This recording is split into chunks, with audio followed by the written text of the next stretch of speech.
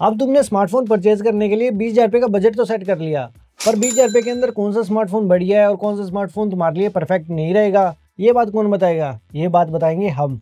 तो अगर तुम इस वीडियो को पूरा अच्छे से देखते हो तो इसके अंदर मैं अच्छे से गाइड करूंगा कि तुम्हें कौन से स्पेसिफिकेशन को देखकर तुम्हारा स्मार्टफोन परचेज करना चाहिए। मतलब अगर तुम 20,000 रुपये लगा रहे हो तो तुम्हारे स्मार्टफोन के अंदर कौन कौन सी चीज़ें मिनिमम होनी चाहिए। और अगर तुम इस वीडियो को पूरा अच्छे से देख लेते हो तो तुम तुम्हारे लिए एक परफेक्ट स्मार्टफोन खुद से सिलेक्ट कर पाओगे और मे भी तुम दूसरों को भी गाइड कर सको। तो मैं इस वीडियो के अंदर सिर्फ टॉप 5 स्मार्टफोन के नाम ही नहीं बताने वाला, बल्कि बताने वाला हूँ कि ये स्मार्टफोन अच्छे हैं तो क्यों अच्छे हैं और तुम्हें इन स्मार्टफोन के अंदर कौन कौन से फीचर मिलेंगे।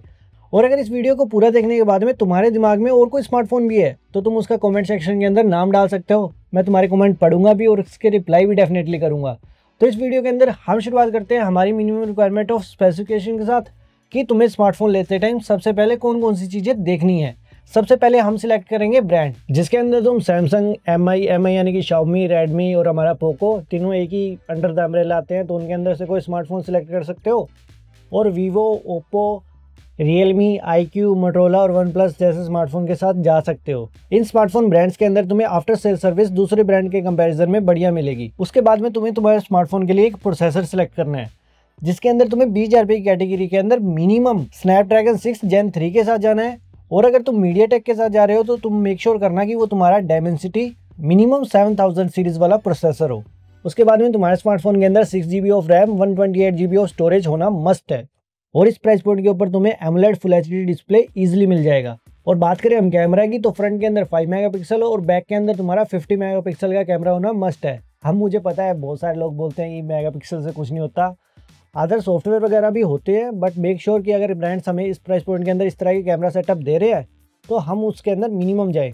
जस्ट मेक श्योर करना कि तुम्हारे कैमरे के अंदर 4K 30 FPS की रिकॉर्डिंग होनी ही होनी चाहिए। 5000 mAh की बैटरी। और जो ब्रांड मैंने तुमको पहले बताए हैं, अगर उनमें से तुम कोई ब्रांड सेलेक्ट करते हो तो उसके अंदर तुम्हें सॉफ्टवेयर एक्सपीरियंस भी बढ़िया मिलेगा। तो ये सारी मिनिमम रिक्वायरमेंट्स थी जो कि मेरी तरफ से रिकमेंडेड थी। मतलब कि अगर तुम कोई भी 20,000 रुपये का स्मार्टफोन ले रहे हो तो ये सारे फीचर तुम्हारे स्मार्टफोन के अंदर होने ही होने चाहिए। ये मस्ट हैव थिंग है। अगर तुम कोई भी स्मार्टफोन ले रहे हो जो कि इनके अंदर से किसी एक भी रिक्वायरमेंट को फुलफिल नहीं करता तो वो स्मार्टफोन तुम्हारे लिए परफेक्ट नहीं है। मेरी रिकमेंडेशन तुमसे ये रहेगी कि उस स्मार्टफोन को स्किप कर दो और कोई ऐसा स्मार्टफोन ढूंढो जिसके अंदर ये सारी चीज़ें तो फुलफिल होती ही हों, और अगर तुम्हें उसके अंदर कोई एक्स्ट्रा चीज़ मिल रही है तो और भी बढ़िया। इस स्मार्टफोन की लिस्ट का हमारा सबसे पहला smartphone one plus note CE4 है, जिसके अंदर तुम्हें 8 GB की रैम, 128 GB की स्टोरेज मिलती है और इसके अंदर तुम्हें स्नैपड्रैगन 7 Gen 3 वाला प्रोसेसर मिलता है। और तुम देख सकते हो कि ये स्मार्टफोन तुम्हारा रेगुलर प्राइस के अंदर अराउंड 20 के आसपास लिस्ट है। बाकी वही है, जब इसके ऊपर सेल आएगी और तुम इसके ऊपर कार्ड डिस्काउंट वगैरह अप्लाई करोगे तो तुम इस स्मार्टफोन को अंडर 18,000 के आसपास भी परचेज कर सकते हो। बाकी तुम देख सकते हो कि ये स्मार्टफोन हमारा मिनिमम रिक्वायरमेंट ऑफ लिस्ट को बिल्कुल अच्छे से फुलफिल करता है।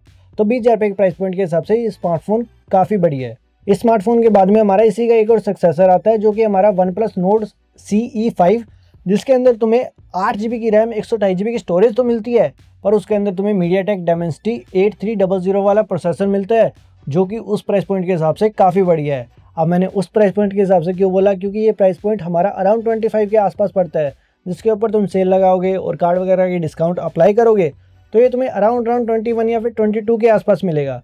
तो अगर तुम्हारा बजट थोड़ा सा बढ़ा सकते हो तो मेरी तरफ से ये स्मार्टफोन उस पहले वाले स्मार्टफोन से ज़्यादा रिकमेंडेड रहेगा। हमारे इस लिस्ट के अंदर अगला स्मार्टफोन सैमसंग A55 है, जिसके अंदर तुम्हें 8 GB की रैम, 128 GB की स्टोरेज मिलती है और इसके अंदर तुम्हें 120 हर्ट्ज का एक सुपर एमोलेड पैनल भी मिलता है। और इस स्मार्टफोन का प्राइस हमारा अराउंड 24 के आसपास रेगुलर प्राइसिंग के अंदर है। सेल और कार्ड डिस्काउंट अप्लाई करने के बाद में तुम इसको अराउंड 20 या फिर उसके आसपास के प्राइसिंग के अंदर ग्रैब कर सकते हो। जस्ट मेक श्योर कि तुम्हें स्मार्टफोन के अंदर सैमसंग का खुद का एक्जीनोस 1480 वाला प्रोसेसर मिलेगा। अगर तुम इन सभी प्रोसेसर के अंदर कंफ्यूज हो रहे हो तो तुम सिंपली गूगल कर सकते हो प्रोसेसर का नाम कंपेयर विद स्नैपड्रैगन और मीडियाटेक, वो तुम्हें गूगल खुद ब खुद आंसर दे देगा। ये काफ़ी सिंपल वे है किसी भी स्मार्टफोन के प्रोसेसर के बारे में डिटेल लेने का, तो तुम उसकी हेल्प ले सकते हो।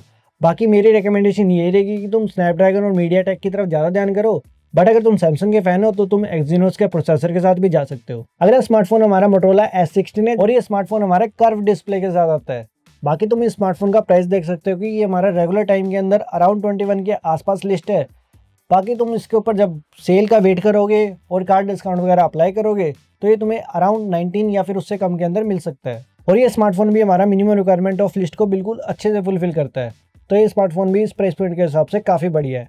इसी लिस्ट के अंदर हमारा अगला smartphone Realme P4 Pro 5G है, जिसके अंदर तुम्हें 8GB की रैम 128GB की स्टोरेज मिलती है और इसके अंदर तुम्हें स्नैपड्रैगन 7 Gen 4 वाला प्रोसेसर मिलता है और ये प्रोसेसर इस प्राइस पॉइंट के हिसाब से काफी बढ़िया है। और ये स्मार्टफोन हमारा रेगुलर डेज के अंदर अराउंड 23 के आसपास लिस्ट रहता है, पर इसके ऊपर जब सेल और कार्ड डिस्काउंट वगैरह अप्लाई हो जाते हैं तो ये हमारी अंडर 20 वाली कैटेगरी के अंदर इजिली आ जाता है।